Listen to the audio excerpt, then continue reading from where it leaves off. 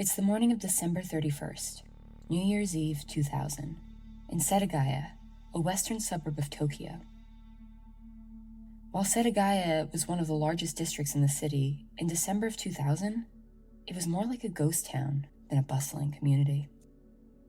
Many of the homes had recently been sold to a developer, and almost all of the residents had moved out, leaving most of the houses in the area empty, with a few exceptions. One of those exceptions was a duplex owned by the Miyazawa family.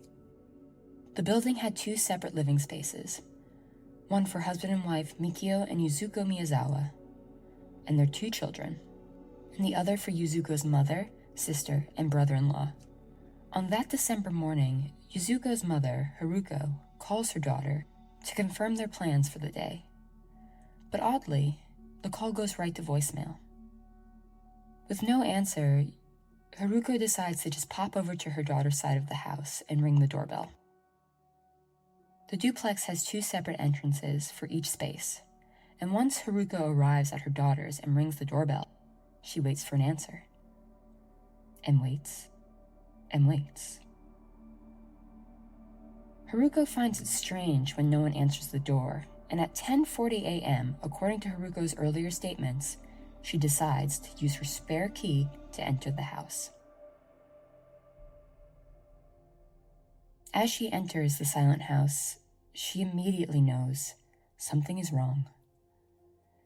It's late in the morning, and she doesn't hear her grandchildren or their parents. When she sees the staircase leading to the second floor, she stops. Lying there at the bottom is her son-in-law, Mikio, covered in blood and unmoving. When Haruko feels that Mikio's body is cold, she runs up the stairs to find her daughter and her two grandchildren. At the top of the stairs, she finds a heartbreaking sight. Her daughter, Yuzuko, and her 8-year-old granddaughter, Nina, were lying together, dead and covered with vicious stab wounds. When Haruko finds her grandson, 6-year-old Rei, she almost feels relief, because at first glance, it looks like he's sleeping peacefully in his bed.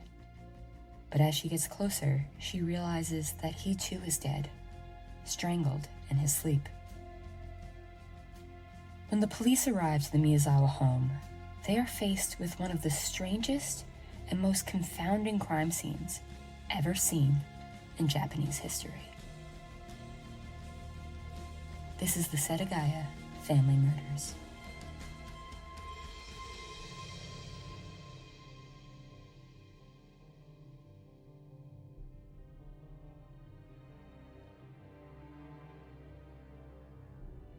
Hi strangers, this is your host Alexa Morrissey, and today's story is one that's haunted me for years. It's one of the most bizarre home invasions I've ever read about, and the mystery surrounding the case will have your head spinning. So pay attention, because there are a lot of questions surrounding this case, and someone, somewhere, knows the answers. Lock your doors and listen closely. This is Stranger in the House.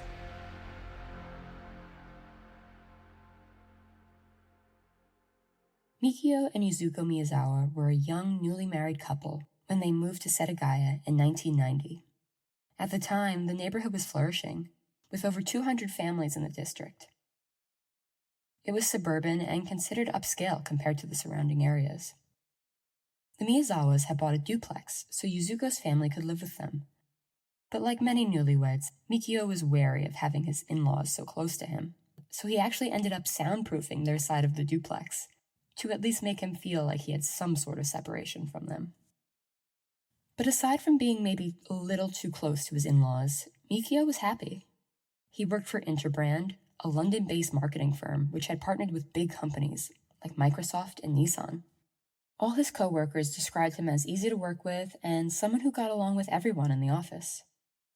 Yuzuko was a schoolteacher, and like Mikio, she was also very well liked by her colleagues.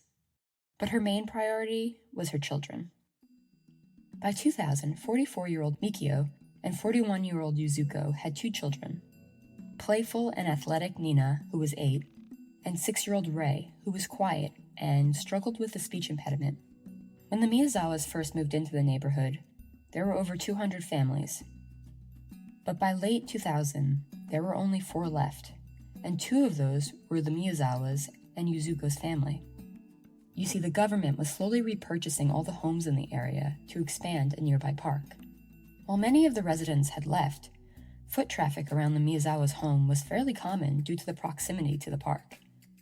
It drew a good deal of young people to the area because there was a skate park within.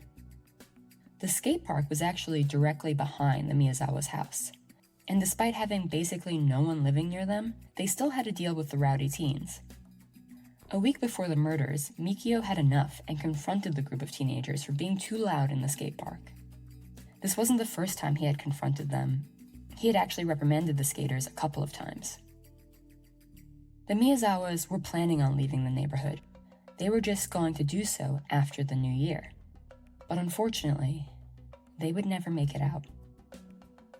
On the evening of December 30th, 2000, Mikio, Yuzuko, and the kids were out shopping and arrived home before 9 p.m., which is around the time that Nina, the 8-year-old, went to the other side of the duplex to watch television with her family members.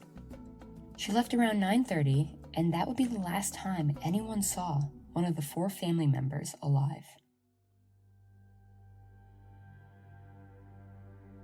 At around 10 p.m. that night, a passerby reported hearing what they assumed was a couple arguing.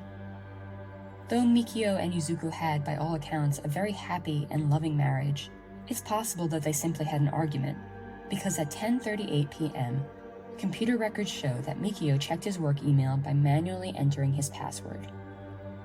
An hour later, the family members on the other side of the duplex heard a thud, which was the only sound any of them had reported hearing that night. This may be because Mikio had soundproofed the house specifically so they wouldn't hear each other. No one thought anything of the thud, and Yuzuko's family would go to sleep that night unaware of what was happening on the other side of the duplex. The next morning, when police arrive at the Miyazawa's home, they are presented with what looks like the aftermath of a brutal home invasion. Mikio was lying at the bottom of the stairs on the first floor. He had multiple stab wounds, mostly in his thighs and buttocks, but had some in both his chest, arms, and face. There were some wounds that suggested he struggled with his assailant. A sashimi knife was used to stab him, but the knife broke during the attack because a fragment was found lodged in Mikio's skull. Mikio's cause of death was blood loss from his chest. The layout of the house is kind of odd, so just for clarity, I'm going to give you an idea of how it was set up. We also have photos and a link to a 3D model on our website.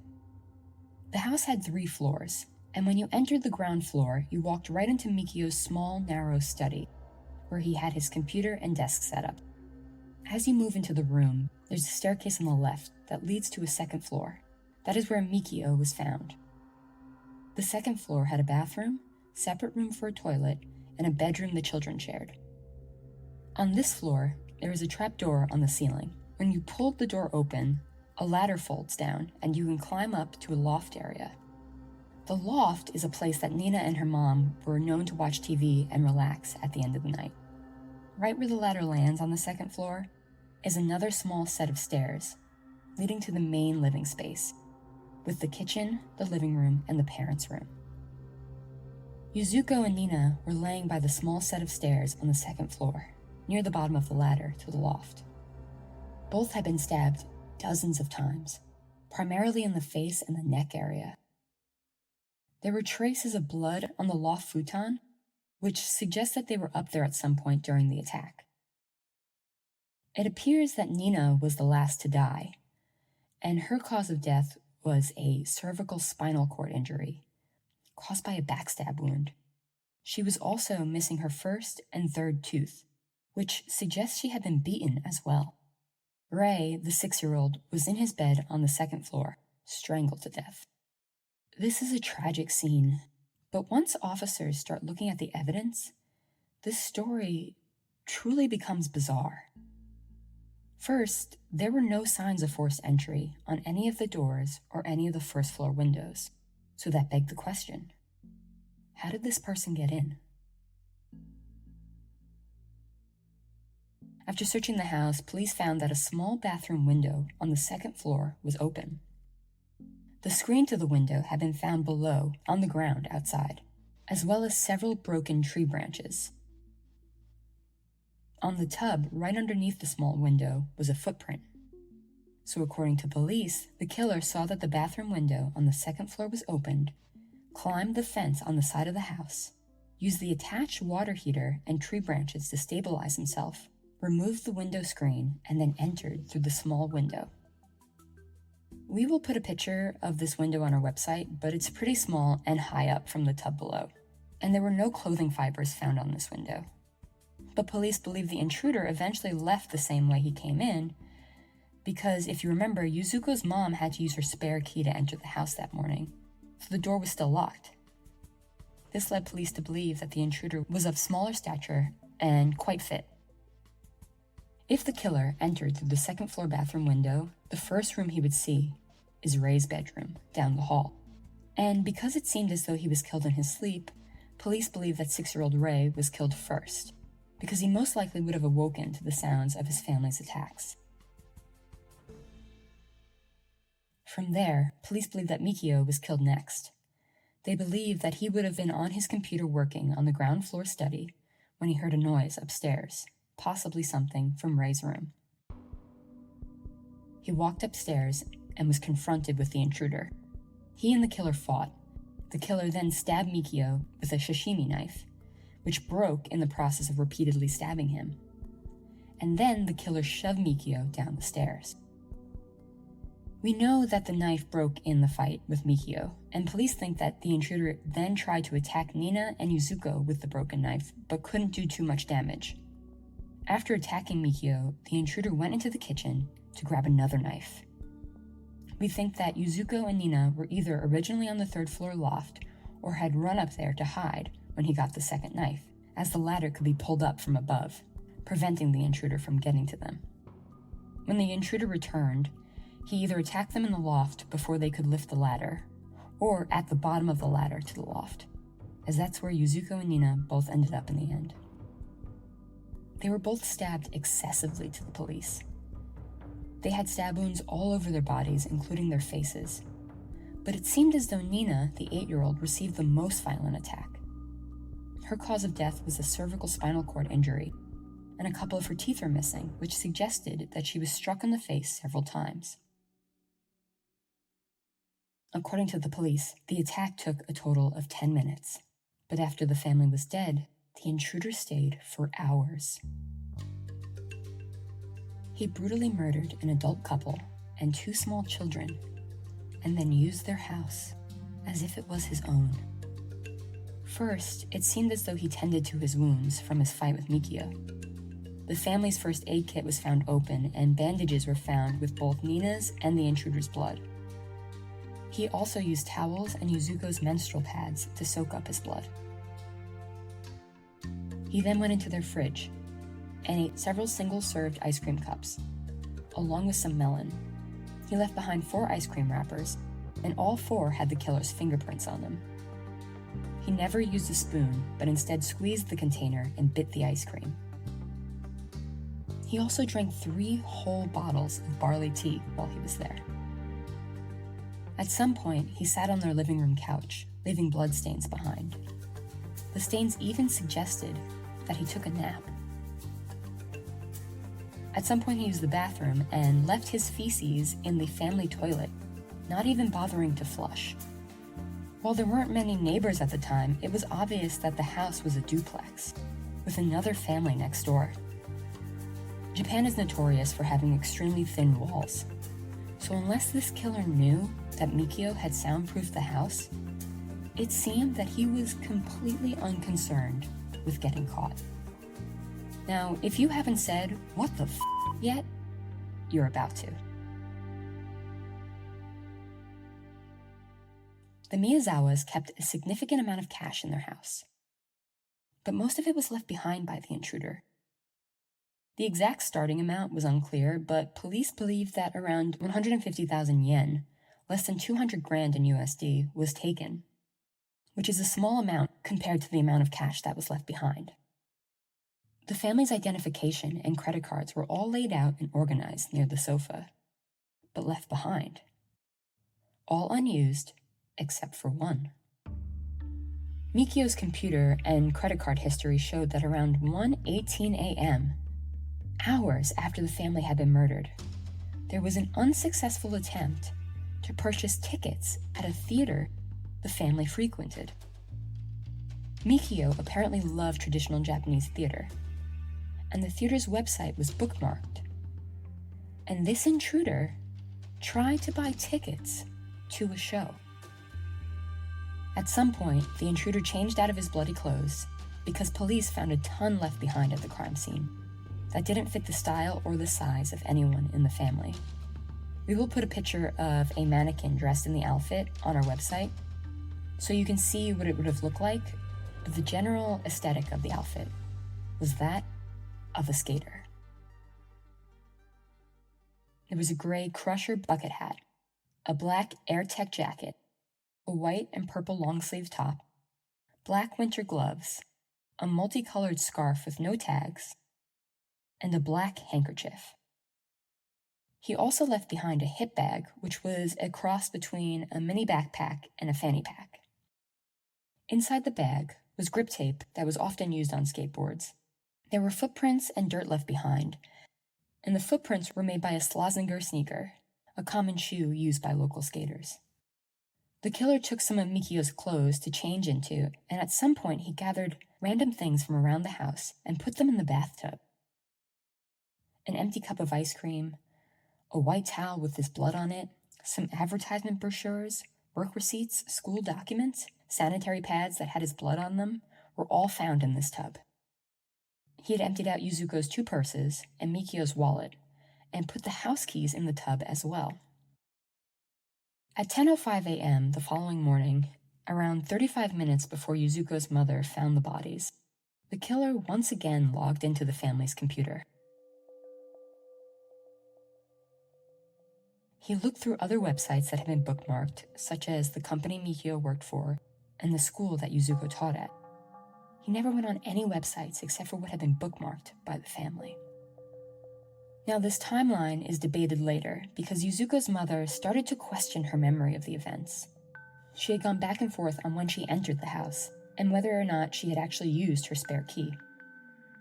Some police officers believe that it was actually Yuzuko's mother who entered the house earlier than she remembers and knocked the mouse of the computer to trigger it turning on. If this is true, we actually don't know when the killer left the house. If it was the killer who used the computer, it means that he left a little after 10 a.m., meaning that he spent the whole night in the house with his victims. Now, police think the killer left through the bathroom window, the same window he entered through. But if Yuzuko's mother is misremembering about using her spare key, he could have left through the front door. But the memory is a funny thing and is not always accurate.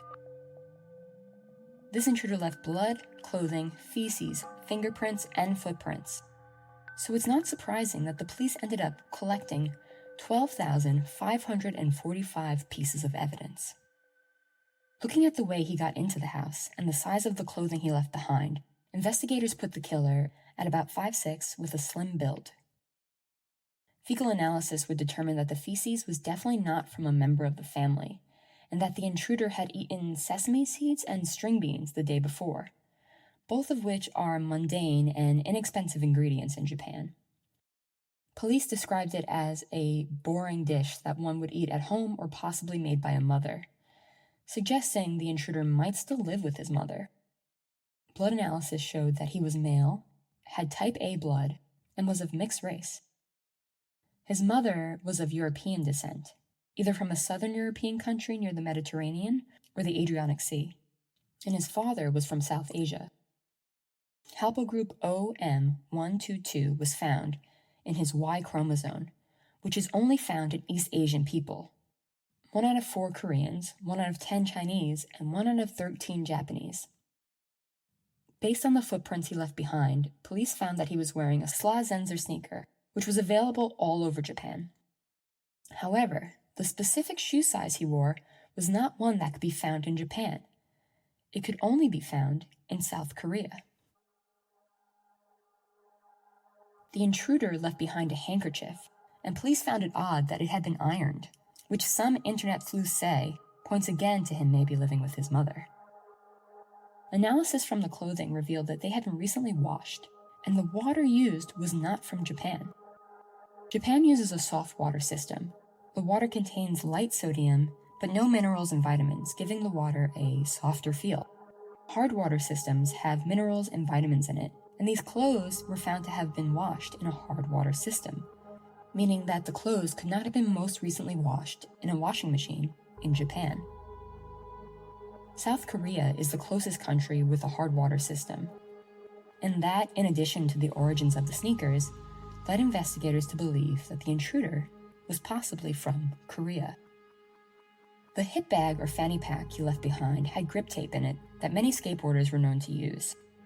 Between that and his general aesthetic from his clothing, it was assumed that he was either a skater who frequented the park behind the Miyazawas, or was dressed to blend in with the skaters in the area as to not raise suspicion.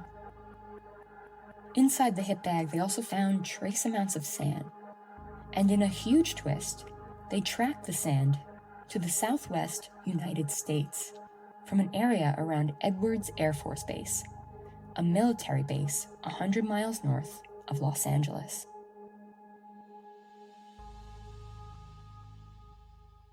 This information suggested that the intruder possibly could be in the military and was at a base in Tokyo.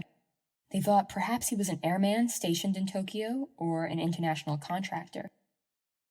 If he was in the Air Force, the iron handkerchief would make a lot of sense, because uniform protocols mandate that all clothing must be ironed.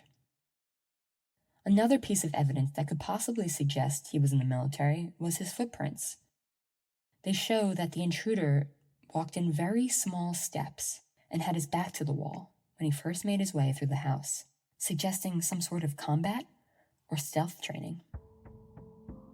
So to recap, we have a slim young male of mixed European and East Asian descent, possibly from Korea, who either might be in the military or lives at home with his mother, and had sand from California in his bag. He was dressed in skater fashion, which means he either frequented the skate park behind the house or dressed as a skater to blend in. We know that Mikio had an argument with some skaters a couple days before the murder.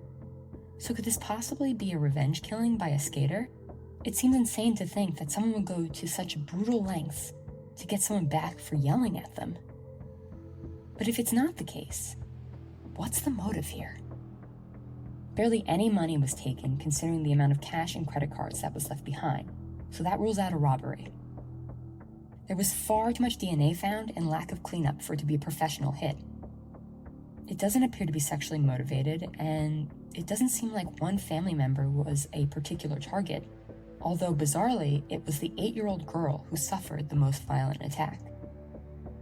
The killer also didn't seem too concerned with getting caught. Aside from hanging around the house for hours, the killer was so comfortable and unconcerned that he took a nap on their couch. In addition, this crime took place in 2000, so DNA was commonly used by police at this point, and yet the killer took no measures to clean his up. He brought gloves, but didn't wear them. It's almost as if he left DNA on purpose, considering everything that was found. With the type of clothes and DNA left behind, it seems like the killer was a skater from the park behind the house, a reckless youth. But if this was some reckless, sloppy teenager who had a grudge against Mikio for yelling at him, why was he so hard to find? The police were able to trace the sashimi knife back to its purchase at a nearby grocery store in a shopping district the day before, though it did not prove any actionable leads. The knife, designed for shaving raw fish into slices, was certainly sharp, but it was not designed for durability, suggesting again that it wasn't a professional hit. On December 29th, the day before the murder, there were reports of a suspicious man seen by the local train station, which was only a few miles from the Miyazawa's house. He was dressed like a skater, but an eyewitness remembers it being odd because he was severely underdressed for how cold it was outside. On the same day, a sashimi knife was bought from the shopping center and the man who purchased it matched the rough description of the skater who was at the station. Again, this description, however, did not turn up any leads. There were a couple interesting occurrences that happened the day after the murder that many think are connected to the case. On December 31st, a taxi driver in the area reported picking up 3 men in the early morning hours. They were all silent during the ride, and the driver reported that one of them seemed injured, leaving bloodstains on the back of the seat. Many see this as a sign that there were actually multiple people involved in the crime. But again, this report was never conclusively linked to the killings. There was one report of something suspicious from the day after the murder that I personally feel is most likely linked to the murders. On the afternoon of the 31st, 3 hours north of the Miyazawa's home, a man checked into the hospital with a severe cut on his hand. The staff reported that the cut was so deep they could see bone. The hospital personnel said despite this wound, the patient was oddly calm while waiting to be stitched up. They questioned him about who he was and what happened to him, but he refused to give any information and left as soon as the procedure was done. The staff described him as mid to late 30s, which goes against the idea of a young skater as the murderer. But remember, there are some people that think the killer just dressed as a skater to blend in. The lead investigator on the case, Takeshi Shinida, chief of the Seijo police at the time, has said that they have received over 16,000 tips from the public. And the reward for information leading to the killer is the highest in Japanese history, at 20 million yen. Medium.com reported that over 5 million people had their fingerprints checked, and not one matched those from the crime scene. The DNA has been tested over 1 million times with no matches. There are still 35 officers assigned to this case today, and 22 years later, we are no closer to catching the man who committed this crime. The Miyazawa's house was torn down in 2019 due to its poor condition and fear of collapse.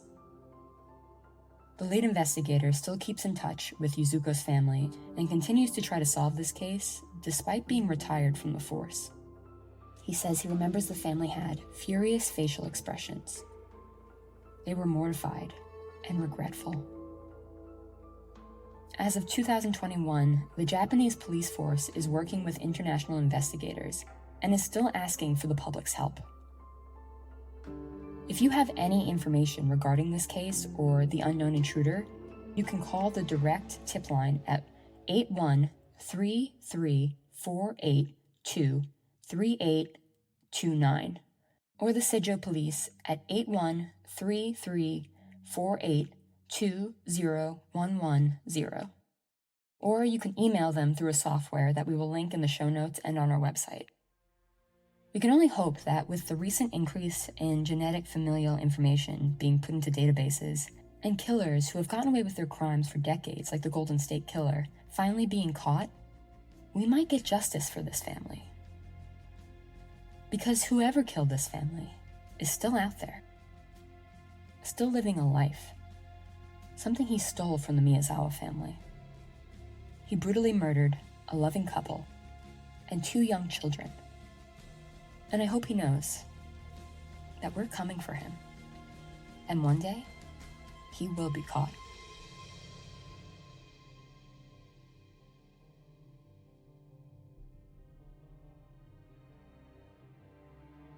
This episode was written by Alexa Morrissey, researched by Victoria Cox, produced by Michael Morrissey, John Scassia, and Heidi Schurman.